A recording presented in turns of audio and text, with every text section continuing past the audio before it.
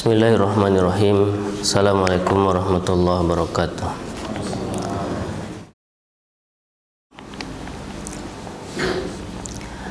Alhamdulillahirabbil alamin. Wassalatu wassalamu ala asrofil anbiya'i wal mursalin nabiyina Muhammadin wa ala alihi wa sahbihi ajmain, amma ba'd. Allahumma anfa'na bima 'allamtana wa 'allimna ma yanfa'una.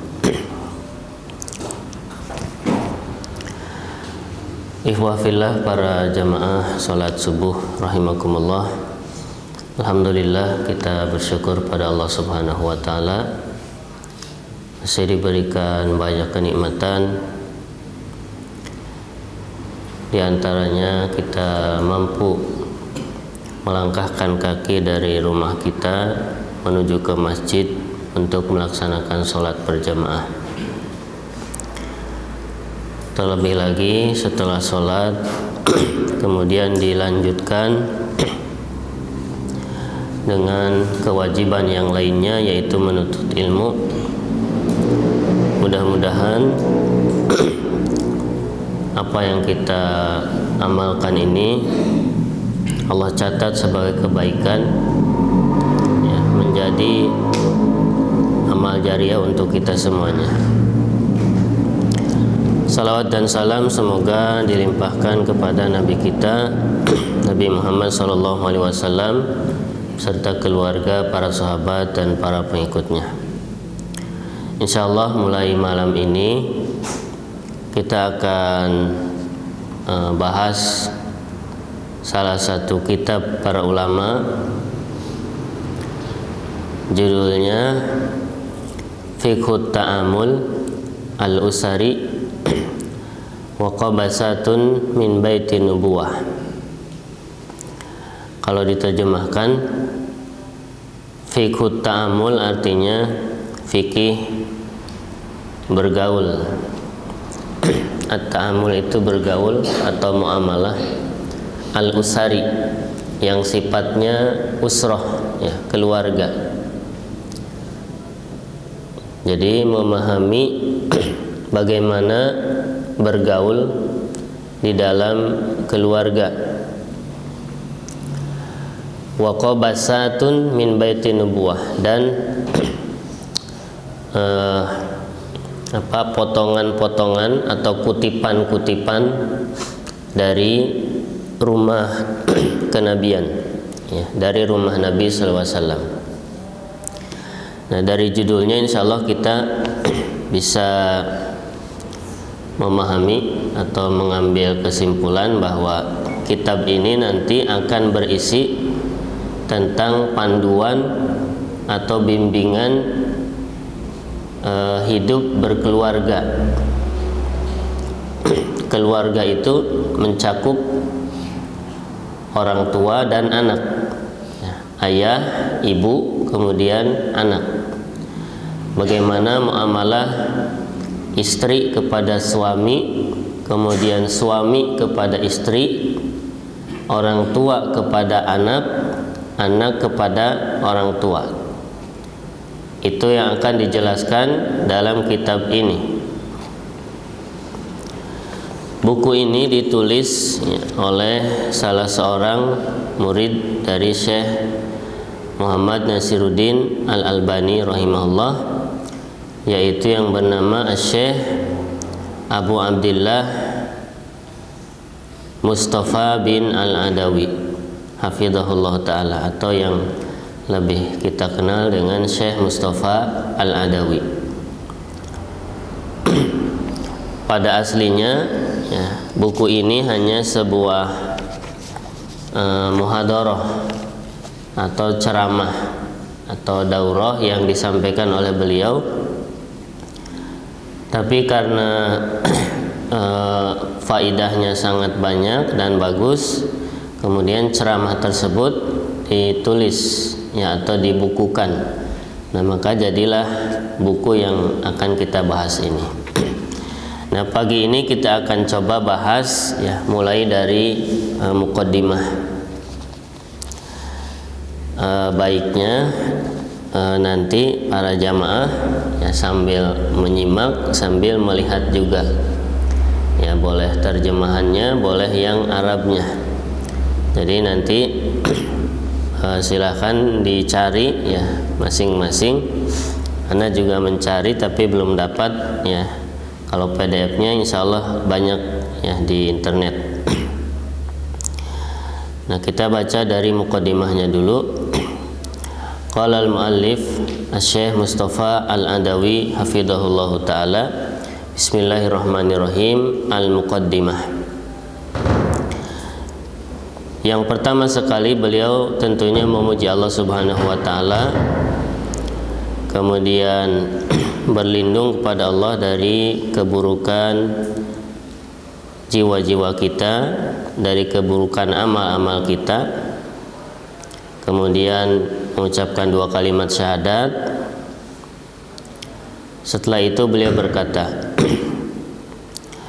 amma ba'du fa innal khaira kullal khairi wa taufiqi ghayatut taufiqi wan najati was salamati war rasyad fi ittiba'i kitabillahi wa sunnati Rasulillah sallallahu alaihi wasallam.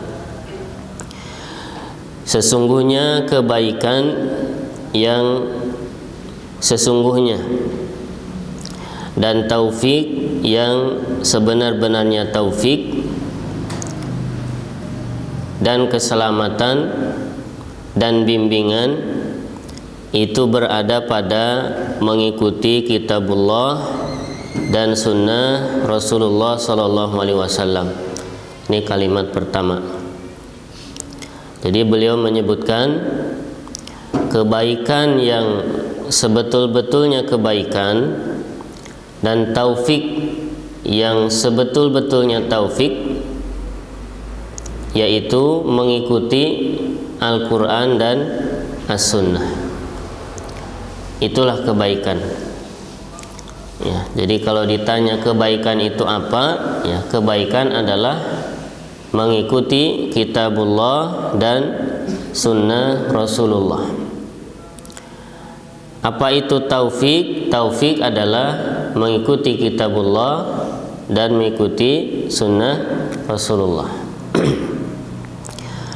La yashukku fi dzalika muslimun. Ya, seorang muslim tidak ragu ya pada hal tersebut. Wala yartabu min fi dzalika aqilun. Dan juga tidak ada keraguan ya dalam hal tersebut bagi orang yang berakal. Wala yataraddadu fi dzalika mu'minun billahi wal yaumil akhir. Ya, begitu juga tidak bimbang dalam masalah tersebut orang yang beriman kepada Allah dan kepada hari akhir. Nah, jadi ini prinsip yang diyakini oleh seorang muslim, oleh seorang mukmin. Gak ragu-ragu lagi bahwa kebaikan, petunjuk, bimbingan itu berada pada ittiba'u kitabillah wa sunnati Rasulillah, mengikuti kitabullah yaitu Al-Quran dan mengikuti sunnah Rasulullah sallallahu alaihi wasallam. Enggak ragu-ragu lagi, yakin, enggak bimbang. Wa Rabbul Izzati subhanahu yaqulu fi kitabih ma farratna fil kitabi min syai'. Dan Allah Subhanahu wa taala berfirman di dalam Al-Qur'an surat Al-An'am ayat 38. Ma farratna fil kitabi min syai'. Tidaklah kami tinggalkan di dalam Alkitab ini yaitu Al-Qur'an min syai', sesuatu apapun. Maksudnya di dalam Al-Quran itu sudah terkandung segala sesuatu yang kita butuhkan. Di dalam Al-Quran sudah tercakup segala hal yang mengarahkan kepada kebaikan dan menjerumuskan kepada kesesatan, semuanya sudah dijelaskan di dalam Al-Quran. Ma farratna fil kitabi min syai'. Kami tidak melewatkan, tidak meninggalkan sesuatu apapun di dalam Alkitab ini. Ya, makanya seorang muslim patut berbangga. Salah satunya berbangga karena kitab sucinya, yaitu Al-Quran, adalah kitab yang sempurna, kitab yang terjaga. Jadi Al-Quran kitab yang terjaga, yang sempurna. Di dalamnya sudah berisi semua yang dibutuhkan oleh manusia sampai hari kiamat. Panduan atau bimbingan apa saja ada di dalam Al-Quran. Tidak ada kitab, baik itu kitab samawiyah, kitab dari langit yang Allah turunkan, apalagi kitab bikinan manusia yang isinya selengkap Al-Quran, gak ada. Al-Quran isinya sempurna. Kita mau bahas apapun, panduannya ada dalam Al-Quran. Ada yang secara global, ada yang terperinci. Ini patut kita berbangga. Makanya musuh-musuh Islam mereka berusaha bagaimana agar Al-Quran ini dilemahkan. Agama-agama selain Islam mereka sangat berkeinginan agar Al-Quran ini hancur. Mereka menyerang Al-Quran dari berbagai sisi. Mulai dari lafaz-lafaznya, kemudian dari bahasanya, sampai kepada isi dan kandungannya, diserang dari berbagai sisi. Itu karena mereka dengki, iri, karena kitab mereka tidak sehebat Al-Quran. Makanya mereka terus sampai sekarang berusaha melemahkan Al-Quran.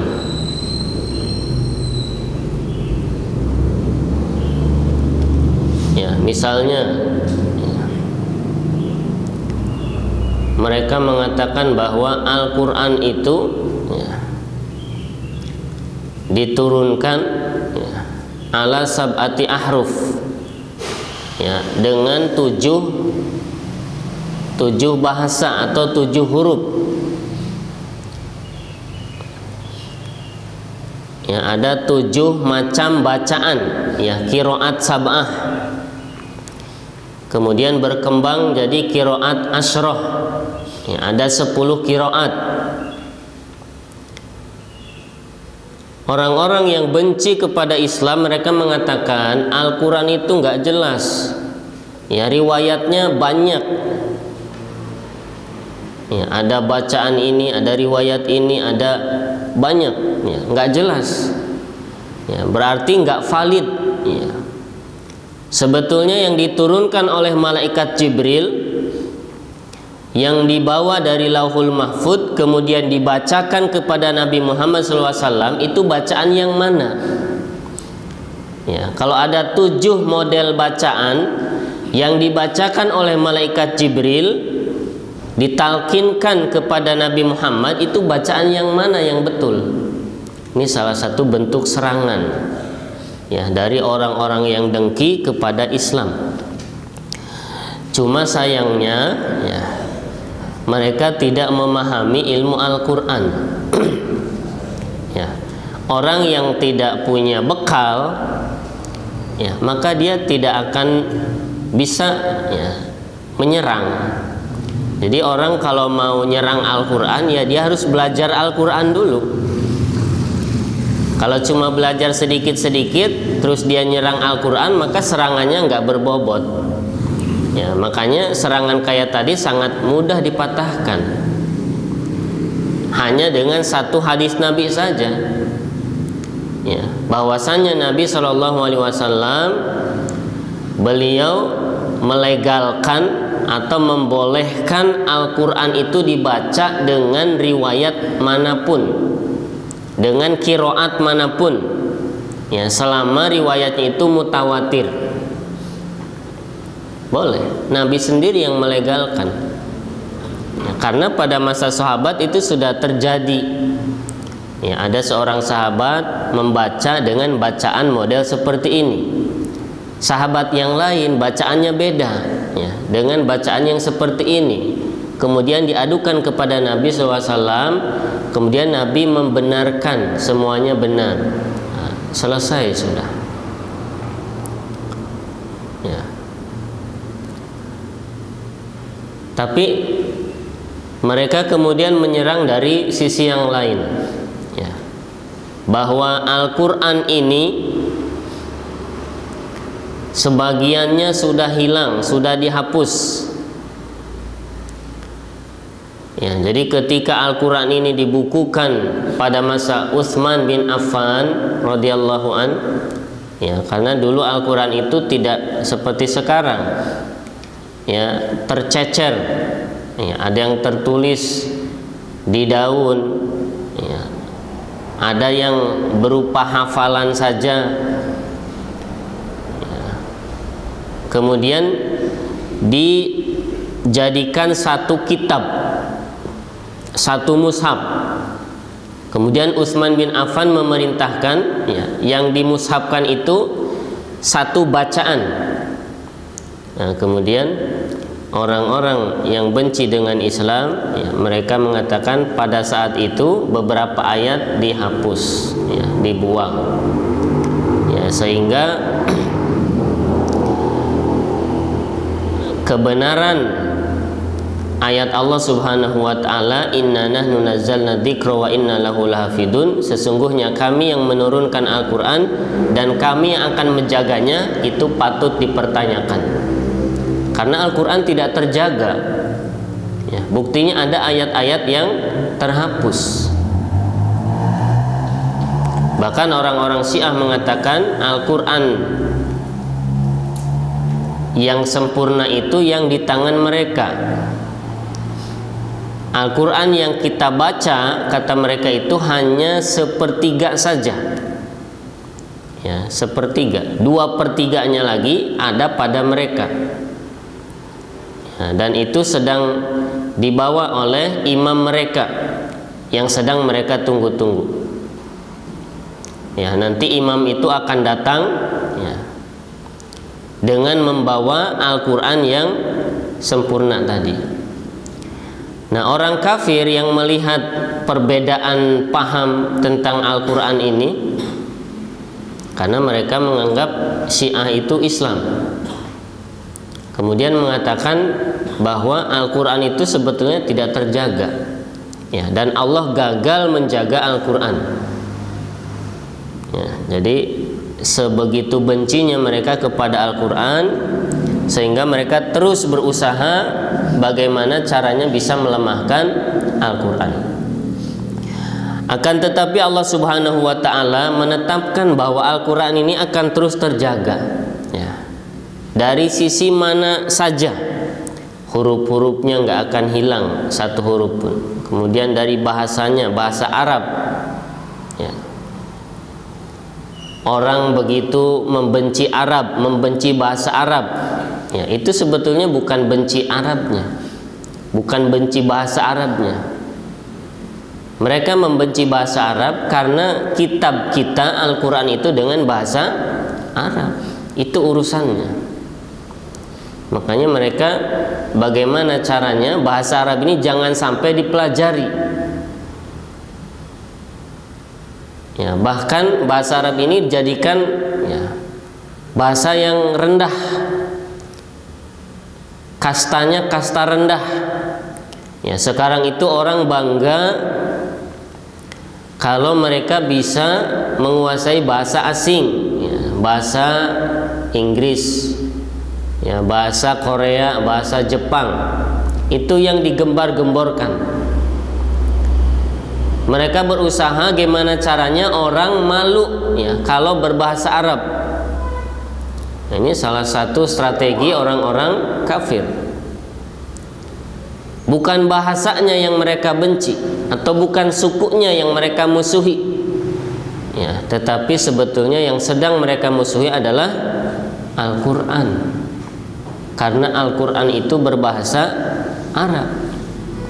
Ya, seandainya Al-Quran ini bukan bahasa Arab, nggak ada urusan mereka.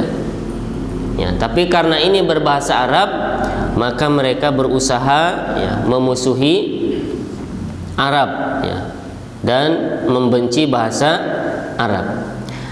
Nah ini, ya, jadi menyimpang sedikit, ya, bahwa seorang Muslim harus bangga, ya, ya, salah satunya bangga dengan kitab sucinya, yaitu Al-Quran, ya. Karena Al-Quran adalah kitab suci yang paling hebat, ya, yang Allah berikan kepada kita.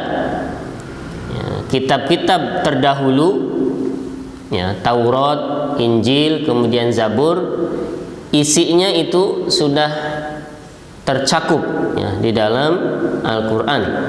Bahkan tidak hanya itu, semua yang dibutuhkan oleh manusia, ya, untuk kebaikan, untuk maslahat manusia, semuanya sudah tercakup dalam Al-Quran, baik secara terperinci atau secara global. Ya, makanya dahulu, ya, ada yang pernah ditanya tentang satu perkara, ya, yang sifatnya itu perkara yang baru, ya. Ana lupa orangnya siapa. Ketika ditanya ada nggak dalam Al-Quran masalah ini, jawabannya ada, ya. Jadi semua ada, ya, termasuk tentang sekarang ada COVID-19, ya, itu kan termasuk perkara baru. Ada nggak bimbingannya dalam Al-Quran? Ada, ya.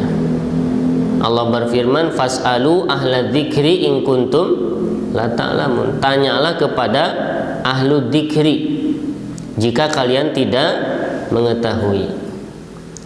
Jadi kalau kita nggak tahu, tanya kepada yang tahu. Kita bertanya agama, ya, yang tahu agama adalah para ulama. Tanya para ulama. Kita nggak tahu tentang penyakit, ya, tentang selamat dari satu penyakit, maka tanya kepada yang tahu, ya. Yang tahu tentang kesehatan, tentang penyakit siapa? Para dokter, para medis. Tanya kepada mereka, minta bimbingannya. Nah, itu ada dalam Al-Quran semuanya. Nah, jadi patut kita berbangga. Jadi Allah berfirman, ma farratna fil kitabi min syai', ya, kami tidak melewatkan sesuatu apapun di dalam Alkitab ini. Wa yaqulu subhanahu an kitabihi hada huda. Kemudian Allah berfirman, ya, di dalam surat Al-Jathiyah ayat 11, hada huda, ya. Ini, ya, ini maksudnya Al-Quran ini, ya. Al-Quran ini adalah hudan, petunjuk yang akan menunjuki kita jalan menuju keselamatan. Kemudian di dalam surat Al-Jathiyah ayat ke-20, Allah juga berfirman, hadza basairul linnas wa hudan wa rahmah liqaumi yuqinun. Al-Quran ini adalah basair, ya. Basair ini bentuk jama dari basirah. Basirah itu artinya ilmu, ya. Jadi di dalam Al-Quran itu berisi ilmu-ilmu, banyak ilmu. Bahkan banyak ilmu pengetahuan modern yang baru ditemukan oleh manusia belakangan ini. Ilmunya sudah tercakup di dalam Al-Quran ribuan tahun yang lalu. Orang baru hari ini menemukan satu penemuan, menemukan teknologi, tapi ternyata ya, di dalam Al-Quran itu sudah dijelaskan ribuan tahun yang lalu. Ya. Banyak contohnya. Jadi Al-Quran itu isinya diantaranya basairul linnas, ilmu bagi manusia. Kemudian hudan, ya, petunjuk. Kemudian rahmah, kasih sayang. Makanya kalau ada yang menuduhkan bahwa radikalisme, terorisme itu sumbernya adalah Al-Quran, maka itu fitnah. Karena Al-Quran itu isinya rahmah, kasih sayang, ajarannya rahmah, mengajarkan kasih sayang. Ya, salah satu bukti yang paling kuat bahwa isi Al-Quran itu adalah rahmat, buktinya hampir ya, semua surat dalam Al-Quran diawali dengan basmalah, Bismillahirrahmanirrahim. Hanya satu surat saja yang tidak diawali dengan basmalah, yaitu surat At-Taubah, surat yang ke-9. Selain At-Taubah semuanya diawali dengan Bismillahirrahmanirrahim. Meskipun para ulama berbeda pendapat, apakah bismillah di awal surat itu bagian dari surat tersebut atau dia hanya pembuka saja. Yang rajih, ya, pendapat yang kuat adalah bahwa Bismillahirrahmanirrahim itu hanya bagian atau salah satu ayat dari surat Al-Fatihah saja. Kemudian di surat An-Naml ada juga ya, tentang kisah Nabi Sulaiman. Wa annahu bismillahirrahmanirrahim. Ya, hanya itu saja. Adapun bismillah di surat-surat yang lainnya itu tidak termasuk bagian dari surat tersebut. Yaitu hanya pembuka saja. Ya, hanya iftitah sebagai pembuka. Nah, apa makna Bismillahirrahmanirrahim? Ya, Bismillah artinya dengan nama Allah. Ar-Rahman Ar-Rahim. Kalau terjemahan kita Ar-Rahman Ar-Rahim itu yang maha pengasih lagi maha penyayang. Ya, Ar-Rahman Ar-Rahim itu dua nama Allah Subhanahu wa taala. Ya, salah satu atau salah dua dari Asmaul Husna yang menunjukkan bahwa Allah Subhanahu wa taala memiliki sifat rahmat, baik rahmat yang umum atau rahmat yang khusus. Itu makna Ar-Rahman Ar-Rahim. Ar-Rahman itu Allah memiliki rahmat yang luas, Ar-Rahim itu Allah memiliki rahmat yang khusus.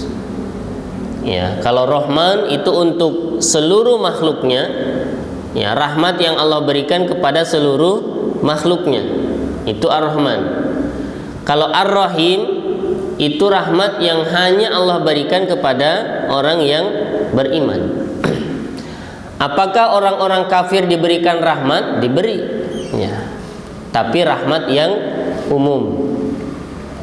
Makanya orang kafir juga diberi rizki, ya, diberi umur biar hidup, itu rahmat Allah.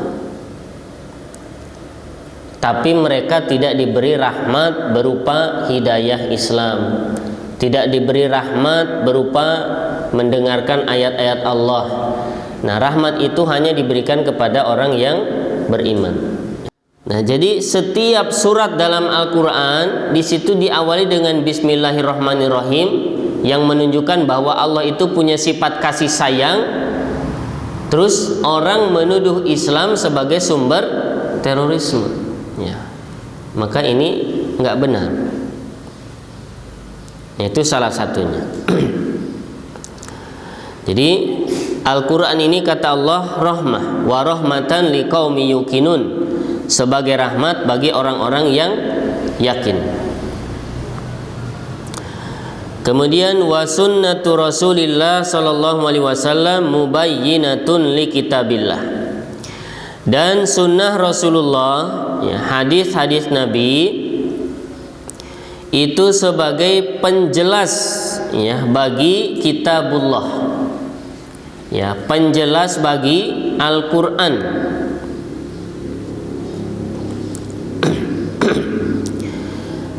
Banyak ayat dalam Al-Qur'an, ya, yang sifatnya itu umum. Umum itu maksudnya tidak terperinci.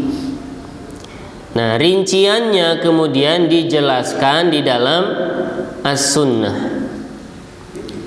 Ya, jadi salah satu status As-Sunnah itu dia sebagai penjelas Al-Qur'an atau penafsir Al-Qur'an. Ya. Contoh misalkan dalam Al-Qur'an banyak perintah untuk menegakkan sholat, ya. Wa aqimus shalah wa atuz zakah warka'u ma'ar raki'in. Tegakkanlah salat, tunaikanlah zakat, dan rukuklah bersama orang-orang yang rukuk. Nah, itu perintah untuk salat. Tapi tata cara salatnya bagaimana? Ya, kemudian salatnya apa saja? Waktunya kapan? Jumlah rakaatnya berapa? Tata caranya bagaimana, itu tidak ada dalam Al-Qur'an. Ya, tata cara yang terperinci itu nggak ada. Ya, misalnya kalau sholat itu takbiratul ihram dulu. Ya, yang pertama kita ucapkan Allahu Akbar sambil mengangkat kedua tangan kita, angkat kedua telapak tangan sejajar dengan telinga atau sejajar dengan bahu. Nggak ada dalam Al-Qur'an. Ya, itu adanya di dalam As-Sunnah. Ya, tetapi itu bukan berarti Al-Qur'an tidak sempurna. Sempurna Al-Qur'an. Ya, cuma dia, ya, tentang masalah sholat hanya berisi perintah-perintah secara umum, secara global. Sholat itu wajib, ya, dia termasuk rukun Islam. Tapi rinciannya disebutkan dalam As-Sunnah. Makanya di dalam ajaran Islam, kalau orang beriman dengan Al-Quran, maka dia wajib beriman juga dengan As-Sunnah. Orang kafir itu nggak paham tentang ini. Ya, mereka mengatakan Al-Quran itu lemah, beda dengan kitab suci kami. Ya,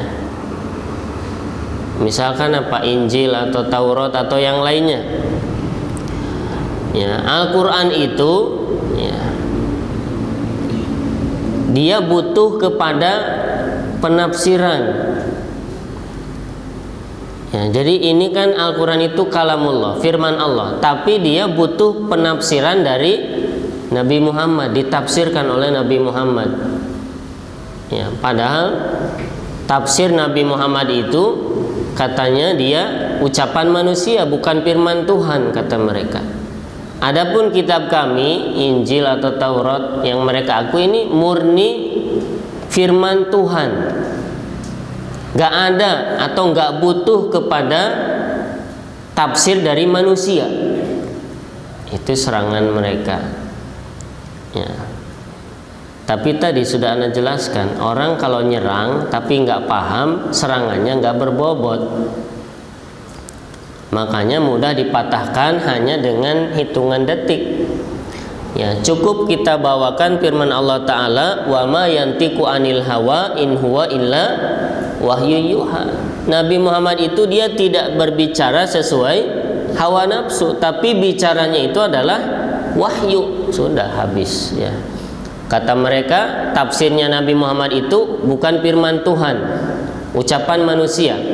Ini dalam Al-Quran Allah sendiri menyebutkan bahwa ucapan Nabi Muhammad itu adalah wahyu dari Allah Subhanahu wa Ta'ala. Makanya Nabi menjelaskan, ya, ini utitul Quran wa mithlahu ma'ahu.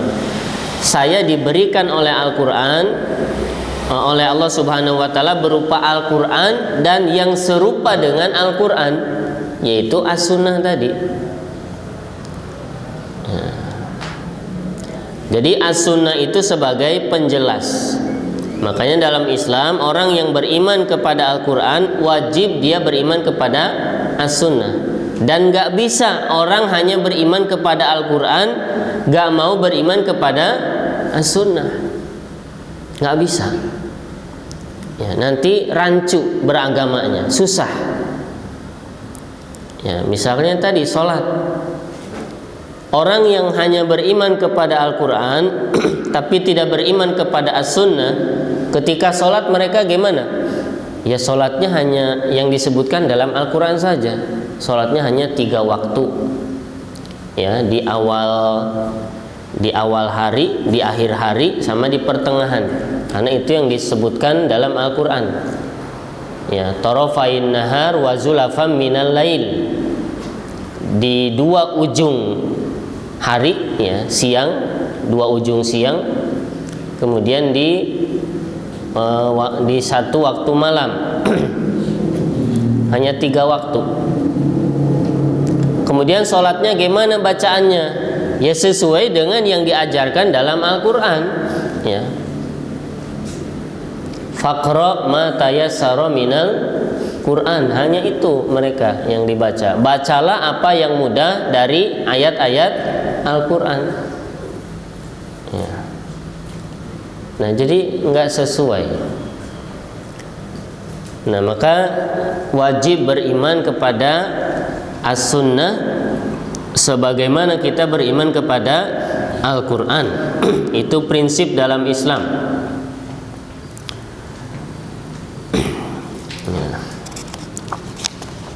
Kemudian beliau mengatakan,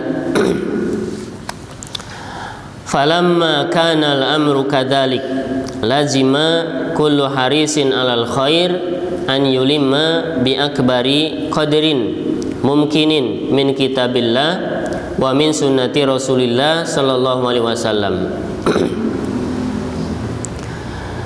Kalau perkaranya seperti itu, seperti yang tadi kita jelaskan, bahwa Al-Quran itu kitab yang sempurna sebagai petunjuk, kemudian As-Sunnah itu sebagai penjelas Al-Quran, sudah sepatutnya, ya, orang yang bersemangat mencari kebaikan untuk memberikan perhatian sebesar mungkin terhadap Al-Quran dan As-Sunnah.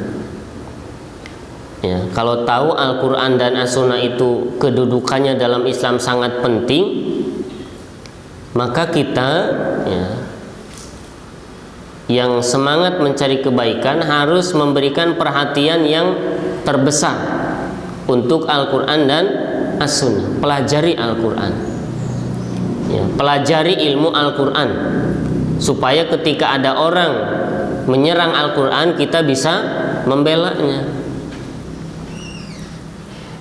Ya, contohnya misalkan tadi, ya, Al-Quran itu ada 7 qiraat, 7 bacaan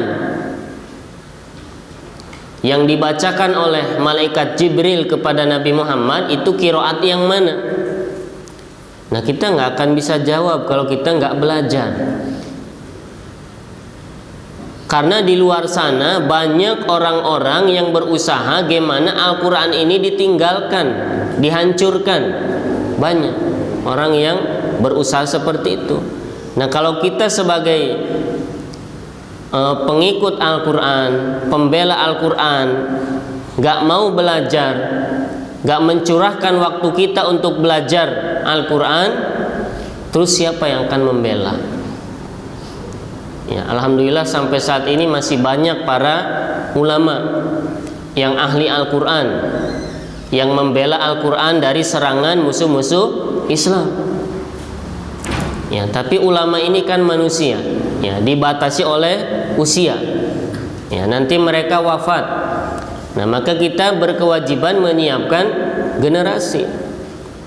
Ya. Terutama ma'had-ma'had tahfidz. Ya, Al-Qur'an itu bukan sekedar untuk dihafal. Menghafal itu hanya salah satu tahapan dari belajar Al-Qur'an. Hanya satu proses menghafal itu. Ya, jadi ilmu Al-Qur'an itu luas. Mulai dari membacanya. Cara membaca Al-Qur'an yang benar itu bagaimana? Ya, itu ilmu tajwid, ilmu tahsin. Ya, setelah bacaannya benar sesuai tajwid, kemudian dihafalkan. Itu juga ilmu juga. Ilmu menghafal Quran ada ilmunya. Ya, kapan waktu menghafal yang baik, kemudian kapan waktu yang sebaiknya jangan digunakan untuk menghafal. Kemudian mushafnya yang seperti apa kalau menghafal. Ya, jangan terlalu kecil, jangan terlalu besar. Kemudian tidak berisi selain Al-Qur'an. Tidak ada tafsir, tidak ada terjemah. Itu yang dijelaskan oleh para ulama. Itu ilmu cara menghafal Al-Qur'an dan banyak yang lainnya. Nah, setelah menghafal apa? Ya, dipelajari tafsirnya. Ya, mulai dari tafsir Al-Fatihah, kemudian tafsir Juz Amma, ya, kemudian Al-Baqarah dan seterusnya sampai 30 juz. Ya, sebagaimana kita menghafalnya, maka pelajari juga tafsirnya. Kemudian belajar juga tentang tadi ya, ilmu qiraat. Ya. Karena Al-Qur'an itu diturunkan ala sab'ati ahruf. Ya, ada 7 bahasa, 7 lugot. Ada yang model bacaannya begini, ada yang model bacaannya begitu. Ya, contohnya misalkan dari bacaan yang tadi ana baca di surat Maryam. Ya, ada yang membaca fanadaha min tahtiha. Ya, dengan min. Kemudian tahtiha. Ada bacaan yang lainnya fanadaha man tahtaha. Dengan huruf man. Kemudian dengan tahta, bukan tahti. Nah, itu sudah 2 jenis bacaan. Min tahtiha dengan man tahtaha. Ya. Itu beberapa riwayat. Ya. Ada lagi beberapa qiraat. Ya, karena riwayat dengan qiraat itu beda. Ya. Pada satu qiraat itu ada beberapa riwayat. Ya. Nah, itu perlu kita pelajari ya, supaya ketika ada orang berusaha melemahkan Al-Qur'an, maka muncullah kita sebagai pembela Al-Qur'an. Nah, jadi berikan ya, waktu kita, pengorbanan kita ya sebesar-besarnya untuk memperhatikan Al-Qur'an dan As-Sunnah. Ya, contoh sederhana saja. Kalau Al-Qur'an ya, mungkin kita sudah punya mushaf Al-Qur'an untuk dibaca di rumah. Ya, tinggal kita gimana kalau bacaan kita belum bisa belajar. Ya, alhamdulillah sekarang sudah banyak ya majelis-majelis tajwid, tahsin. Ya, termasuk di sini juga mungkin ada ya. Nah, bisa diikuti supaya bacaan kita itu sesuai dengan yang dibacakan oleh malaikat Jibril kepada Nabi Muhammad SAW. Kemudian perhatian kita terhadap As-Sunnah. Misalnya kita di rumah sudah punya enggak 2 kitab hadis yang paling sahih, yaitu Sahih Bukhari dan Sahih Muslim. Udah punya belum? Kalau belum harus punya. Ya. As-Sunnah itu tadi penjelas Al-Qur'an. Al-Qur'an itu kebanyakan isinya global loh. Ya, global. Kita nggak akan bisa paham Al-Qur'an kecuali dengan sunnah. sunnah itu di antara yang paling sahihnya adalah Sahih Bukhari dan Sahih Muslim. Ya. Kalau kita nggak punya, gimana? Ya. Berarti perhatian kita masih kurang. Ya. Pernah nggak kita baca Sahih Bukhari dari bab yang pertama, kemudian dari hadis yang pertama, terus urutan apa sih isi Sahih Bukhari itu? Hadisnya tentang apa? Ya, dibaca terus ya sampai selesai. Sebagaimana kita menyelesaikan Al-Quran di bulan Ramadan. Nah, hadis pernah nggak dibaca seperti itu? Ya, kalau sudah pernah baca sampai khotam, pernah nggak menghafal? Nah, jadi perhatian kita akan terlihat ya dengan cara seperti tadi, ya, muhasabah. Atau kalau Sahih Bukhari, Sahih Muslim mungkin terlalu tebal, ya sudah, kitab hadis yang kita punya di rumah apa? Misalkan yang tipis-tipis, Arba'in Nawawi, punya nggak? Alhamdulillah punya kalau Arba'in Nawawi. Ya, karena anak saya sekolah di sekolah Islam. Kebetulan di situ hadisnya Arba'in Nawawi. Berarti punyanya kebetulan itu. Ya, kalau anaknya nggak sekolah di situ mungkin nggak punya juga. Gitu. Nah, jadi harus ada ya, perhatian yang besar terhadap Al-Quran dan As-Sunnah. Minimal kita punya dulu gitu. Sahih Bukhari ya punya. Ya, tapi kan harganya mahal. Ya, mahal mana dengan HP kita ya, atau dengan motor kita ya, dengan biaya akhir pekan yang kita keluarkan ya, jalan-jalan ya, kalau sekali jalan-jalan habis 500.000, setahun jalan-jalan, kalau jalan-jalannya misalnya sebulan sekali atau sebulan 2 kali, udah bisa beli. Ya, cuma karena perhatian kita kurang sampai sekarang bukunya juga belum punya juga. Ya, kalau dengar mah sering. Ya, kitab hadis yang paling sahih adalah Sahih Bukhari dan Sahih Muslim. Tapi sampai sekarang di rumah belum punya juga. Nah, ini menyedihkan kalau seperti itu. Dua kitab yang itu merupakan rujukan utama setelah Al-Quran, tapi di rumah kita itu tidak ada. Padahal Al-Quran dan As-Sunnah itu satu paket, nggak bisa dipisahkan. Ya, kalau nanti Allah mentakdirkan misalkan hadis-hadis itu musnah, terus kita hanya pegang Al-Quran, kalau kita nggak hafal tentang hadis, maka susah mengamalkan Al-Quran itu. Makanya para ulama juga menyimpulkan hadis-hadis Nabi itu pasti akan terjaga sebagaimana terjaganya Al-Quran, karena Al-Quran dan Sunnah itu satu paket. Kalau Allah berjanji akan menjaga Al-Quran, maka Allah juga berjanji akan menjaga As-Sunnah. Karena kalau As-Sunnah itu hilang, ya Al-Quran nggak bisa ditafsirkan.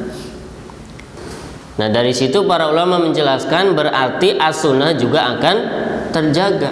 Ya, maka muncullah para ulama yang mereka itu ahli di bidang hadis.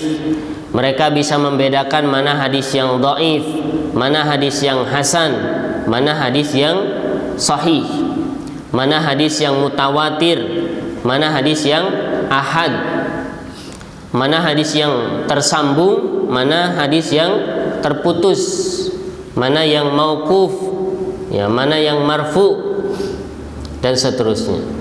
Ya, muncul para ulama yang hafal tentang nama-nama perawi hadis. Ya, perawi yang ini lahir tahun berapa, meninggalnya tahun berapa, kemudian dia terpercaya atau tidak, thiqat atau tidak, lahir para ulama. Ya, Allah Subhanahu wa taala akan menjaga hadis melalui para ulama tadi. Ya.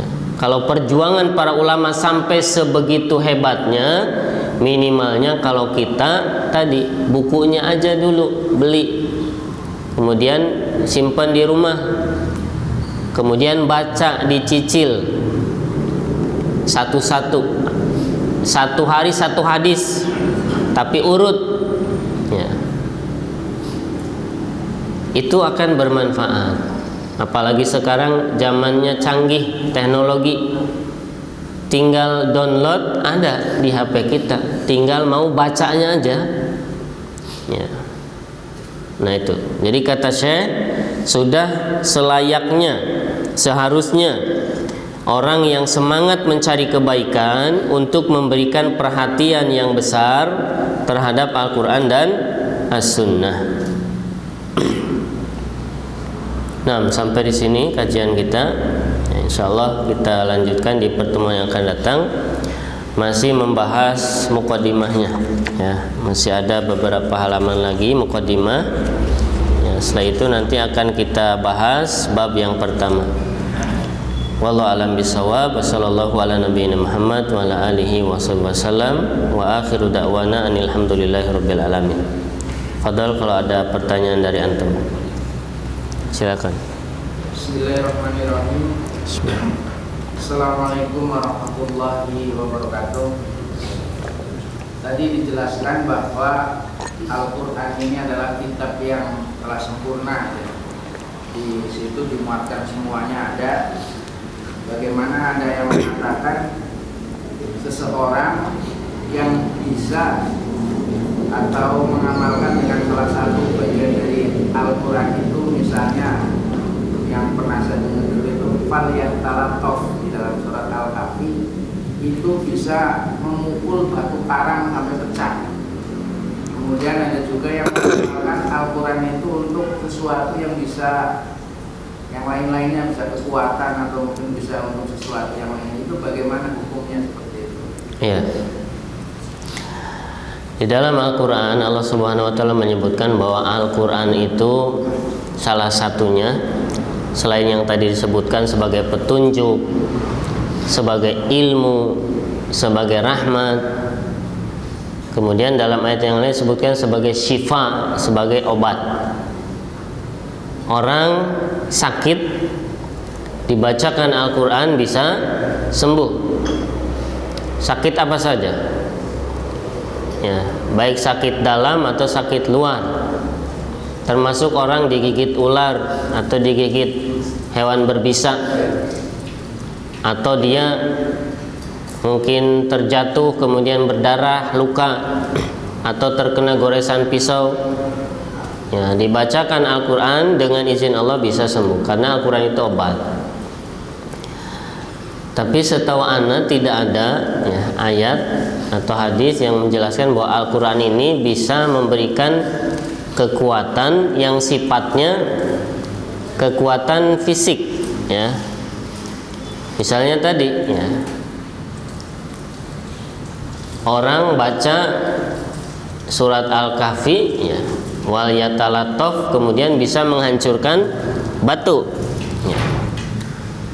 Kalau kita pelajari ayatnya atau hadisnya, setahu ana tidak ada yang seperti itu,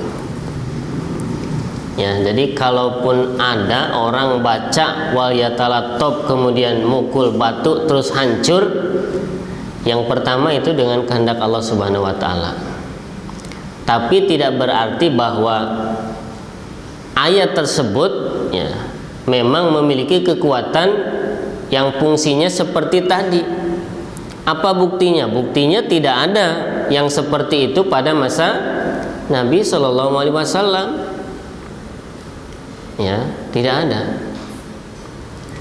Jadi terjadinya sesuatu itu tidak menunjukkan bahwa yang diamalkannya itu benar. Sekali lagi, terjadinya sesuatu, ya, contohnya tadi orang mukul batu, baca wal yatalattof, batunya hancur, itu kan terjadi.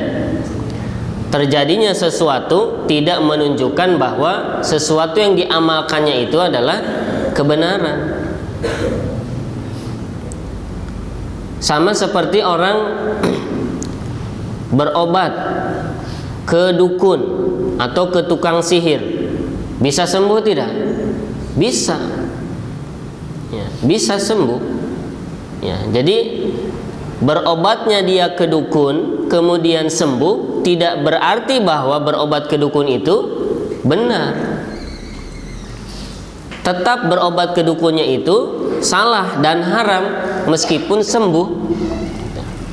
Nah, sama dengan perbuatan tadi, ya. Kalau ada orang melakukan seperti itu kemudian terjadi, tidak berarti bahwa yang diamalkannya itu benar. Kenapa? Karena setan bisa bermain di situ. Ya, dulu anak waktu kecil juga pernah diajarin, ya, entah dari mana mulainya, tapi sampai ke tempat anak. Jadi telur, ada telur mentah, ya, telur mentah, telur puyuh atau telur ayam. Tapi ini jangan dicoba, ya. Kalau dibacakan ayat dalam surat Yasin, ya, innama amruhu idza arada syai'an an yaqula lahu kun fayakun. Itu dipecahkan kayak gimana pun nggak pecah. Itu dulu masih kecil seperti itu, masih entah SD apa sebelum SD, masih anak-anak, masih main-main, dengar ilmu seperti itu, dicoba, ya, dan benar gitu. Ya, itu telur biasa padahal. Ya, tapi digini-giniin sama orang nggak pecah. Nah, di situ setan bisa bermain-main, ya, bisa bermain-main. Nah, maka kita harus paham, ya, bahwa Al-Quran itu, ya, fungsinya atau manfaatnya dia sebagai petunjuk, ya, sebagai rahmat, ya, sebagai obat, ya. Adapun misalkan Al-Quran itu sebagai sumber kekuatan tubuh kita, itu nggak ada. Apalagi orang dengan Al-Quran jadi kebal, nggak ada. Ya, makanya dulu Nabi SAW dan para sahabatnya meskipun mereka paham Quran, hafal Quran, tetap saja kalau mau berperang itu mereka berlatih, ya, berlatih supaya punya kekuatan. Nah, ini menunjukkan bahwa Al-Quran itu bukan untuk seperti itu. Kalau ada orang mengaku bisa seperti itu, ya, kemungkinannya tadi, ya, ini bagian dari sihir, ya, ada kerjasama dengan jin atau kerjasama dengan syaitan, ya. Wallahu a'lam. Baik, kalau tidak ada kita cukupkan sampai di sini. Insyaallah kita lanjutkan di pertemuan berikutnya. Kita akhiri dengan doa kafaratul majlis. Subhanakallahumma bihamdik, asyhadu an la ilaha illa anta, astaghfiruka wa atubu ilaik. Assalamualaikum warahmatullahi wabarakatuh.